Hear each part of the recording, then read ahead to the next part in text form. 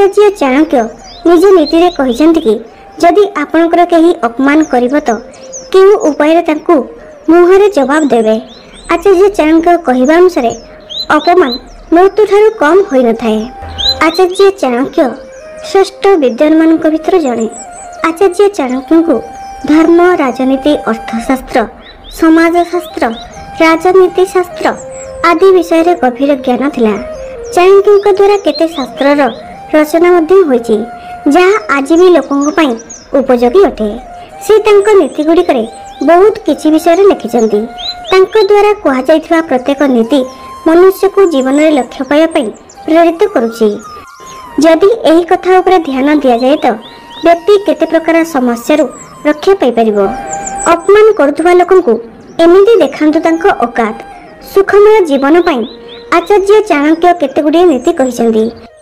जदि आपण मध्ये सुख शांति रे रहिबाको चाहुचंती तो चाणक्यंकर एही सुविचार गुडीको निज जीवन रे निश्चय अनुसरण करंतु।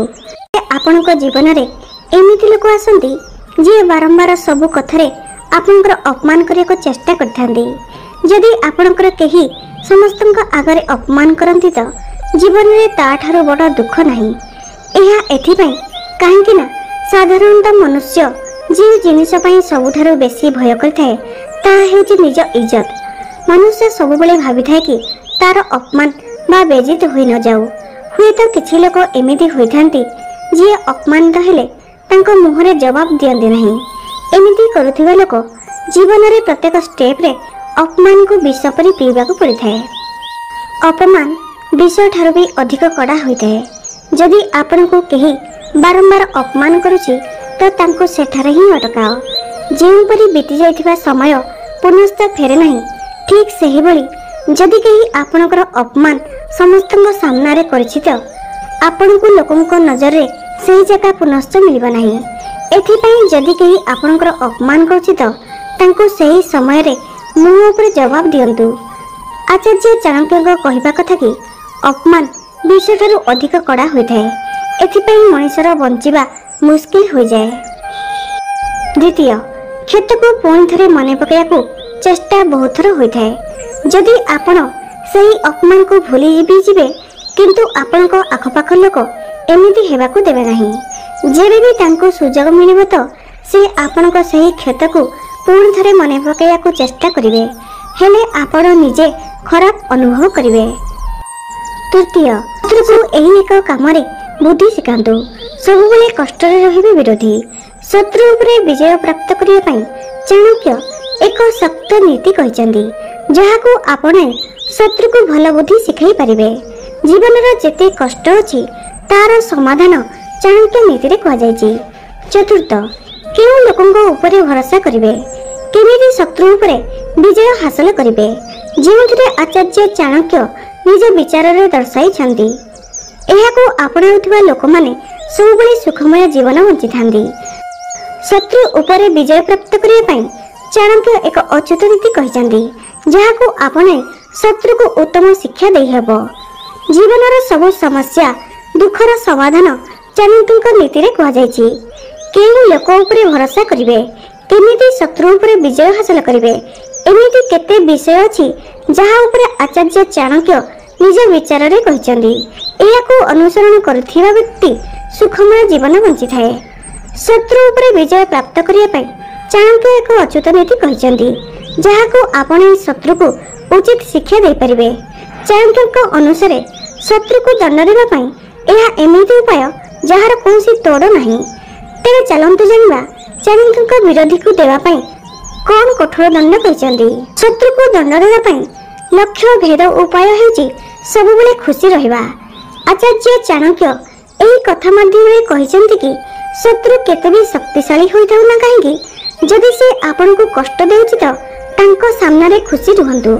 चाणक्यक अनुसार शत्रु पई एहा एमिति दंड अटे जहा रो कोनसी प्रतिकार नाही। शत्रु उपरे विजय हासिल करिया पई एहा एक लक्ष्य भेद करुथुवा उपाय अटे, जेउथिरे ना कोनसी हथियार रो आवश्यकता अछि ना कोनसी सहयोगी रो आवश्यकता थाए। आपण एकुटिया ही खुशी रही विरोधी को एमिति पीड़ा दे परिबे जहा सीधा जाई तांको कलिजा रे प्रहार करिवो। विरोधी निज शत्रुतार प्रतिशोध नेबा आपन को कष्ट जंत्रणा पीड़ा देखा चाहती, किंतु जदि आपण तांको सामना रे सब परिस्थिति रे खुशी रहिया को चेष्टा करिवे तो एहा तांको मुहरे एक शक्त चापुडा परि लागिवो। ता सह हसी हसी समस्यार समाधान बाहर करिबा आपण को पई सहज होई जिवो। काहे कि ना एथिरे विरोधीर निज उपरे थिबा दृढ़ता दोहली जाए और एहा तांको पई सबठारु बड़ दंड होइथाए।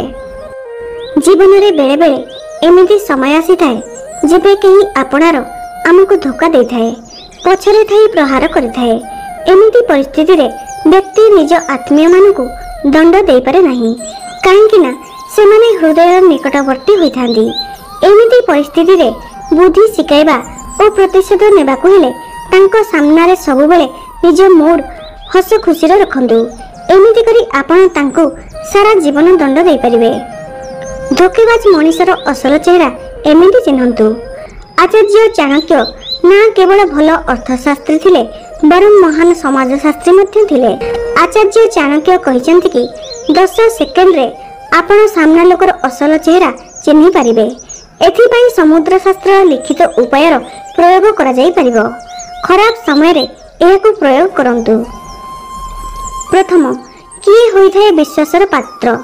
आचार्य चाणक्य कहिसेंति कि एक आदर्श पत्नीर परख धन शेष हेले जना पड़े। जेमिति माता सीता सबु परिस्थिति रे भगवान राम को साथ देथिले, तांको साथी रे महारानी होई मध्य वनवासर कष्ट सहितिले। से एक आदर्श पत्नी थिले। जेबे कि स्वार्थी पत्नी धन शेष होई गले स्वामीर साथ छाड़ी चली जांती। द्वितीय साप चरित्रर लोक। चाणक्यक नीति अनुसार सबुबेले क्रोधित होई रहुथिबा स्त्री, कपटी बंधु और दगा देउथिबा चाकर ठारू दूरेई रुहंतु।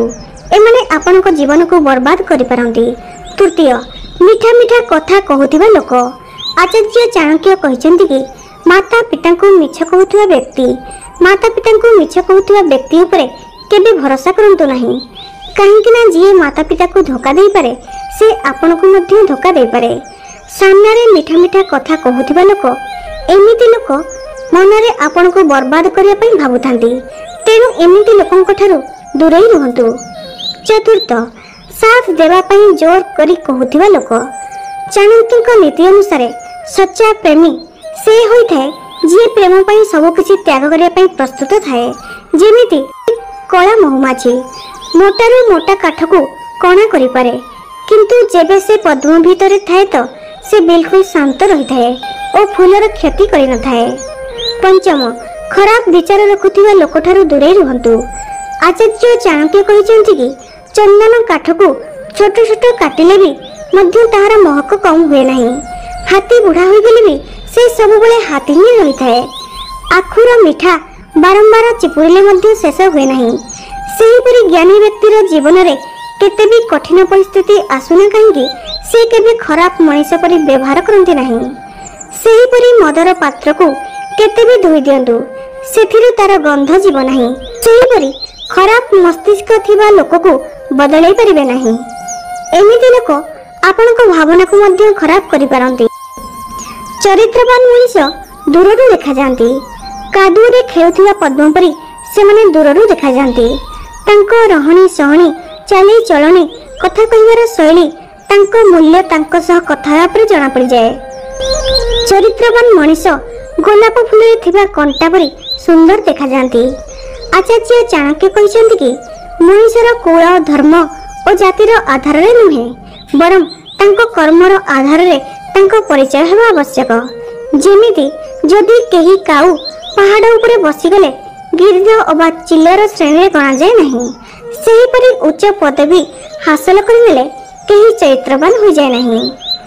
आपनको चाणक्यंकर एही वीडियोटी भल लागिले please like comment share and subscribe करंतु।